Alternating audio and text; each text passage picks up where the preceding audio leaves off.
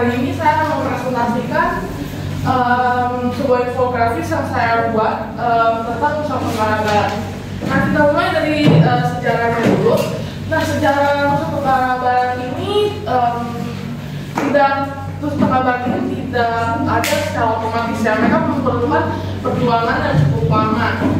Lebih spesifiknya ini, NTB ini resmi memperoleh status provinsi pada tahun 1998. Lebih spesifiknya itu diawali dengan diundangnya Undang-Undang Nomor 64 Tahun 1958 pada tanggal 14 Agustus 1958. Nah, ini tuh undang-undangnya itu menetapkan daerah otonom tingkat Bali, NTB dan NTT. Nah, orang pertama yang dijadikan sebuah gubernur Makassar itu adalah A.M. Muhammad Rusian di Jakarta. Nah, selanjutnya kita bisa buka penduduk dulu. Jadi jumlah total penduduk di Nusa Tenggara Barat itu sebanyak 5.560. Nah, tetapi harus diingatkan lagi bahwa populasi ini itu saya ambilnya itu dari tahun 2020.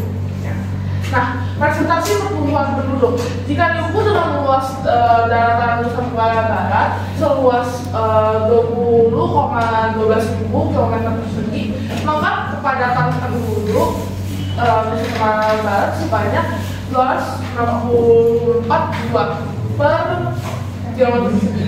Nah, saat itu selama 2010 sampai 2020, rata-rata laju pertumbuhan penduduk di Nusa Tenggara Barat sebanyak 1,63%. Nah, kita bisa pendidikan ini ya. Di Nusa Tenggara Barat ini terdapat kesenjangan yang cukup signifikan dengan jumlah peserta didik yang cukup besar antara SMK negeri dan swasta sebanyak 70,27% dan 29,73%. Nah, angka melek atau AMH untuk penduduk 15 tahun ke atas sebesar 87,39%. Rata-rata nama sekolah penduduk usia 25 tahun ke atas di NTB itu 7,98 tahun atau setara dengan kelas 1 SMP.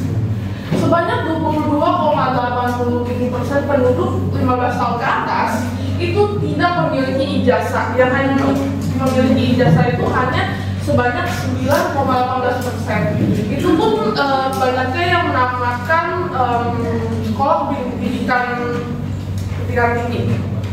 Nah, masalahnya itu bahwa masyarakat di NTB itu berpikir bahwa edukasi itu bukan prioritasnya. Mereka lebih memprioritas ekonomi. Jadi kayak mereka tuh simpelnya dibilang kayak ngapain sekolah gitu kalau bisa langsung kerja. Karena kan mereka tuh soal di sana tuh karena terjadi tani dan nelayan dan lain-lain. Nah, jadi cara mengatasinya ini menurut saya itu mendirikan sebuah regulasi atau peraturan untuk batas umur untuk bekerja. Ini tidak harus dilakukan dengan cara regulasi berlaku sekarang, enggak. Kita bisa melakukan ini secara perlahan-lahan dari tahun ke tahun. Nah, lalu melakukan penyuluhan tentang pentingnya pendidikan untuk masa depan bangsa. Nah, saya yakin bahwa banyak sekali generasi-generasi muda di sana yang tidak bersekolah dan pentingnya harusnya ya mereka bersekolah karena kan penting untuk masa depan bangsa. Nah, lalu kita bisa memperbanyak sekolah-sekolah daerah kecil dengan guru-guru yang berkualitas. Nah, ini saya sadar kalau itu tuh masih nggak begitu banyak guru-guru yang mau ya, kayak paling kayak cerita seperti itu gitu, yang kayak kurangnya fasilitas yang lengkap seperti di sini. Jadi kayak nggak banyak guru-guru tuh yang mau gitu. Nah, untuk mengatasi guru-guru yang nggak mau itu, menurut saya itu dengan meningkatkan gajinya gitu, menurut saya ya. Karena dengan itu guru-guru itu akan mau, dan kalau bisa, karena kayak saya sering lihat program-program kayak sukarelawan gitu-gitu di televisi, itu banyak sekali yang kayak mereka tuh dalam pensiun itu lalu mengedukasi anak-anak di sana. Nah, luas wilayah. Nah, luas wilayah Nusa Tenggara Barat itu 20.153 km persegi. Boleh di zoom out? Ya, ini sekilas saya jumlah penduduknya itu sekilas rumah-rumah daerah di Nusa Tenggara Barat itu proporsi atapnya itu lebih besar daripada ini ya. Dan sorry ke atas kita.